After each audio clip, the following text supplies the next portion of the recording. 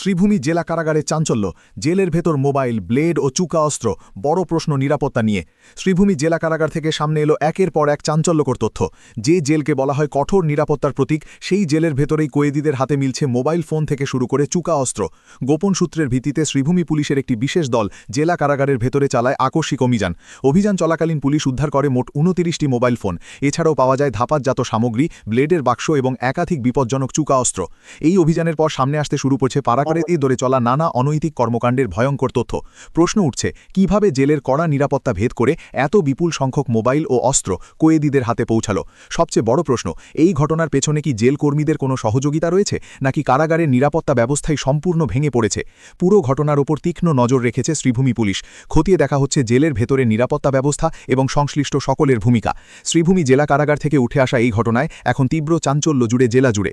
তদন্তের পর সামনে আসতে পারে আরও বড় চমক। এই আশঙ্কাই এখন ঘোরাফেরা করছে সর্বত্র। কালি ৰাতি আমি শ্ৰীভূমি ডিষ্ট্ৰিক্ট জেলত এটা অপাৰেশ্যন চলাওঁ বিপদোত্তৰ পম খেদি। তাত আমি 29টা মোবাইল ফোন জব্দ কৰোঁ।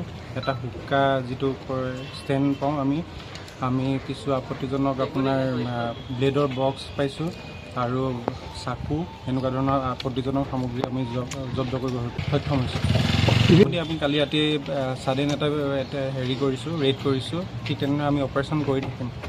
এই সংগঠনত কে আছে, কে জড়িত আছে আপোনাৰ জানে? সেইটো আমি বিশেষ তদন্ত কৰি তাৰপিছত আমি জনাব পাৰিম ভালকৈ আপোনালোকক। আমি যিটো আমাৰ ফাইণ্ডিংছ পাইছোঁ সেইটো আমি ওপৰ মহলত জনাম, তাৰপিছত তেওঁলোকৰ দায়িত্ব পালন কৰিব।